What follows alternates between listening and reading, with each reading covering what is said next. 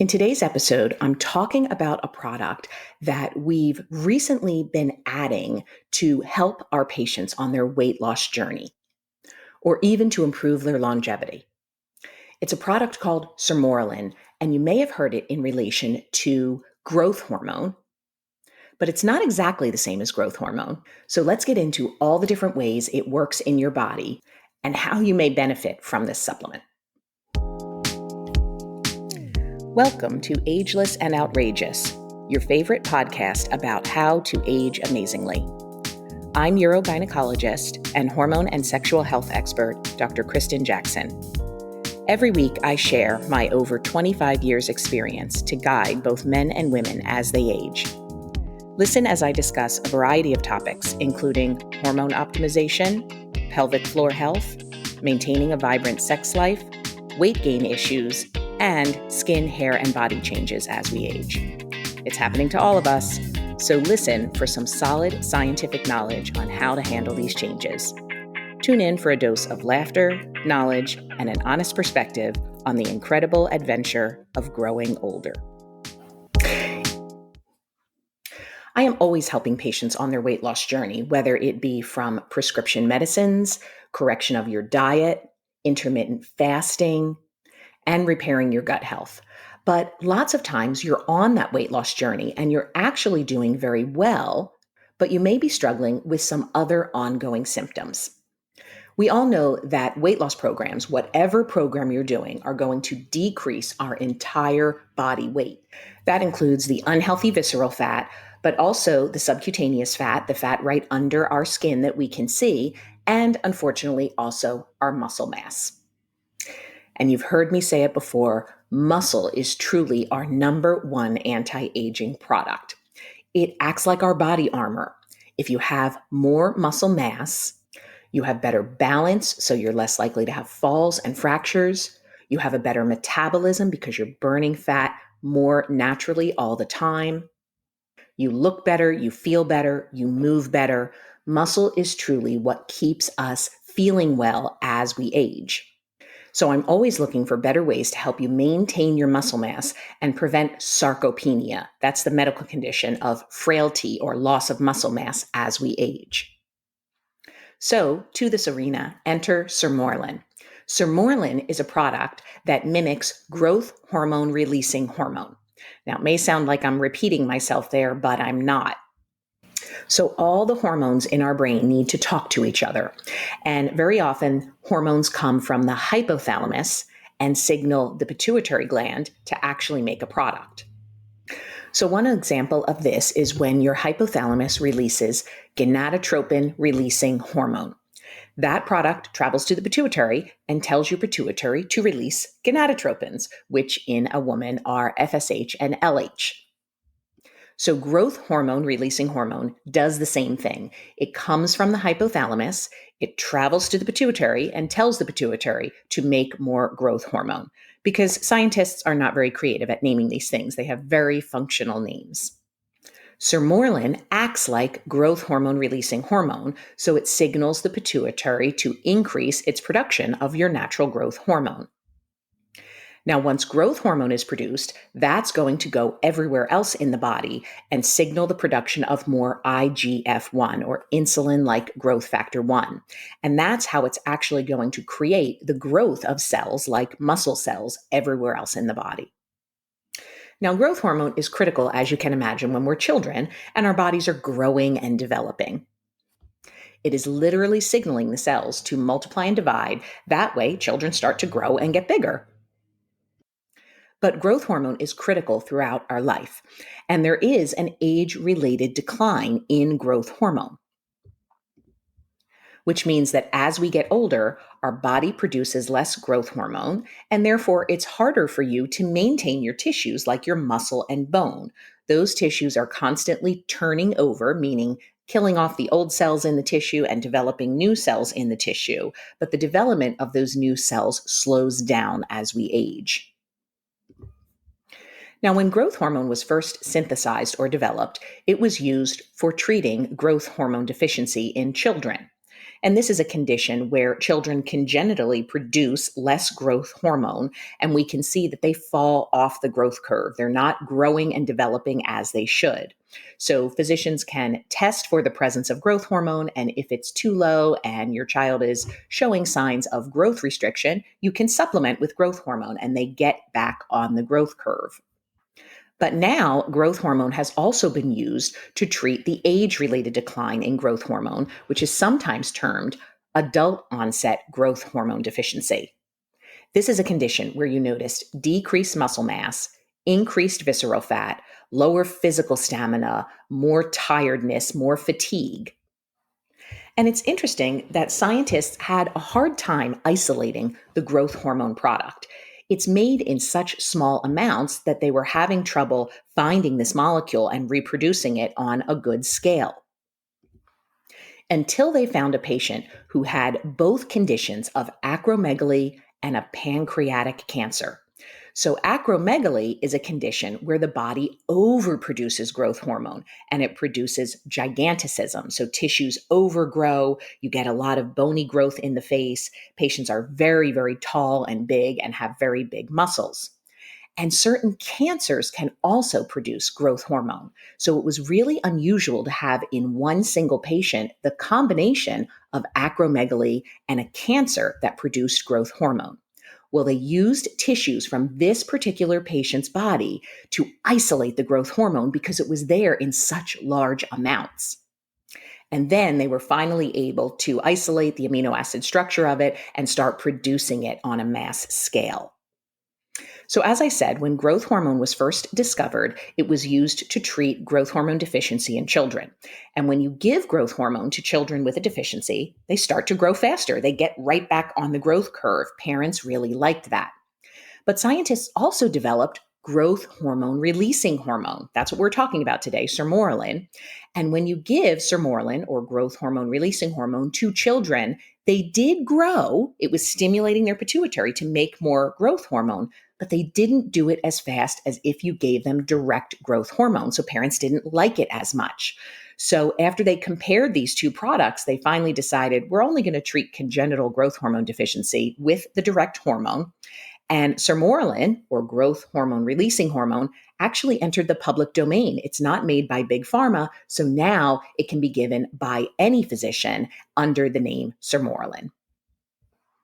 So what are some of the benefits of Sermorelin and why might you consider using it? Well, as I said, its primary goal is to stimulate the growth of tissue. So if you're using Sermorelin, you're going to see more growth of your muscle and reduction in your body fat, especially the unhealthy visceral fat. Remember, that's the fat around your organs. We need a little bit of visceral fat to protect our organs, but when we get to have too much visceral fat, that is what increases our cardiovascular risk. But Sermorelin also helps to improve growth of bones. That makes sense because when kids grow, they've got to grow muscle and they've got to grow their bones. And for older adults, continuing to grow your bone is really important to prevent osteoporosis and fractures. Now, fractures themselves obviously are concerning, but I don't worry too much about a patient getting a fracture. I worry about you recovering from your fracture because I've seen way too many very healthy people have an unexpected fracture and then they spiral their health down fairly rapidly as they recover from the fracture. And it wasn't the fracture itself, it's the fact that they were laid up in bed for a long time. They are not moving as much as they normally do. They might have developed a pneumonia or a blood clot during that recovery. And it's a combination of all of those things that causes their health to really take a turn for the worse. So keeping the bone strong and preventing the fracture in the first place is really, really critical. But then there are some other interesting side effects and benefits from Sermorelin that you wouldn't necessarily expect just from growth of tissue. If you're using Sermorelin, you'll notice better sleep, better immunity, and better overall well-being. You have a better outlook on life. People report less depression and anxiety. There have even been reports of better skin elasticity. So if you're just trying to look better, using Sermorelin can help with your skin elasticity. That's probably its effect on continuing to grow the collagen and elastin that we need in our skin because that also declines as we age. Now, you might be thinking at this point, well, if growth hormone has all of these positive benefits, why wouldn't we just give the direct growth hormone to adults like we give it to kids? But in adults, it's interesting about the feedback mechanism between the hypothalamus and the pituitary. When you give growth hormone to adults, they will have growth of their muscles, growth of their bones, all of these benefits we're talking about. But because you are giving the hormone that comes out of the pituitary, your pituitary looks at that and goes, oh, there's tons of growth hormone around. I don't need to make any anymore. And the pituitary actually shuts down because it senses in the blood that there's plenty of growth hormone if you're supplementing it directly, and so it shuts itself down. And that may reduce the production of some other critical pituitary hormones that we need. But when we give sermorelin, which is growth hormone releasing hormone, it's just the signal to the pituitary to increase its production. So the pituitary does not shut down. In fact, it revs up. It says, hey, I'm getting the signal from the hypothalamus. I need to produce more. And those cells within the pituitary that create growth hormone expand and start producing more hormone naturally. So it's a much healthier way of getting your body to make its own natural growth hormone rather than supplementing you with a synthetic version of growth hormone. So if you're thinking you are interested in the benefits of sermorelin, how do you dose it correctly? Well, it's given as a subcutaneous injection, and we typically give it right at bedtime because that mimics when your body naturally would produce growth hormone releasing hormone. So everything we do in improving your health should be based on endocrine mimicry. We are trying to mimic the normal endocrine patterns that happen when we are young and healthy. So since our growth hormone releasing hormone normally comes out at night, we have you do your injection at bedtime. And we typically have you do your injection 5 nights a week, Monday through Friday, and take a break on the weekends. With sermorelin, we'll have you start at a lower dose just to get your body used to it. If your pituitary has not been producing growth hormone for a while because you're aging and it's slowly been decreasing, we want to rev it up slowly. We don't want to overburden it. So for the first month, we'll start with an initial dose of sermorelin that's a little bit on the lower side to start to rev up the production in your pituitary. If you tolerate that dose well, then in the second month, we'll move you up to a more optimal dose because now your pituitary is used to it. It's kind of got its mechanisms in place and it can make the growth hormone a little more efficiently. What are some of the side effects you may affect from injecting sermorelin? Well, like any injection, you can have some redness, some discomfort, or some itchiness at the injection site. These side effects are typically temporary and they go away with time. Some patients have reported a temporary headache or flushing or even a little bit of nausea or dizziness after the injection. And that's why it's important to follow with a physician to make sure you're dosing it appropriately to minimize those side effects. The biggest potential concern with using sermorelin is that it can stimulate an untreated or unrecognized malignancy in the body because we're stimulating cells to grow. So whatever those cells are, we're going to stimulate them to grow more. This is why prior to starting sermorelin, it is critical that you are up to date with all of your screening tests. So if you're a woman, you want to make sure that your mammogram is up to date. For both men and women, you want to make sure that your colonoscopy is up to date because there is that theoretical risk that sermorelin could take a very small, unrecognized malignancy and start to develop it and make it become recognized. Now, I've not seen this happen, but it is a potential side effect. And this is why, once again, it's so important that you're doing this under the treatment of a qualified physician who's looking at you as an entire person and trying to make sure that we're improving your health all over, not just from one supplement. I think it's also critical to make sure that we check your lab work before starting this supplement. If you have untreated hypothyroidism, you're not going to have the same positive benefits from using sermorelin. So you should be treating your thyroid disease first and then supplementing with sermorelin secondarily to get the best effects. We can also monitor your levels of IGF-1. That's that insulin-like growth factor 1, because that is the output of growth hormone. When growth hormone increases, we make more IGF-1, and we can monitor this throughout therapy to make sure that we're not overproducing IGF-1 or underproducing IGF-1, and that helps us with the dosing of Sermorelin over time. But in our practice, patients who have added Sermorelin to either their weight loss program or added to Sermorelin to maybe a hormone regimen that they're doing have reported more muscle growth, less visceral fat, better energy, better sleep, and better overall well-being. They just feel better overall. They have a more positive outlook on life. And these are some of the things that we can't always get with just a weight loss program.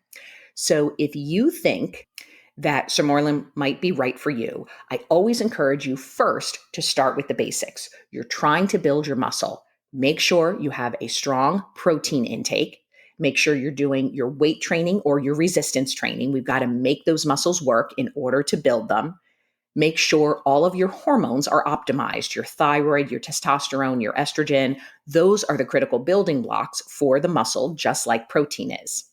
But if you feel like you're doing all of those basic steps and you're still not seeing the results that you want, you might want to consider adding Sermorelin to your regimen. Or even if you're happy with your regimen, you may want to consider adding it to see if it improves things like your cognition and your sleep. If you're already doing a weight loss program, it will help to add some fat burn of that visceral fat burn, and you'll also have better physical stamina and feel better overall. As always, I caution you to do this with your qualified physician, and if you have any questions, send them to me. I'm happy to help. Thanks so much for listening to today's episode. No information from this recording is intended as a diagnosis or treatment for any disease. If you are enjoying the show, please subscribe so you don't miss any of our exciting episodes. And we love to hear from our listeners and would be grateful for your positive review. We'll talk next time.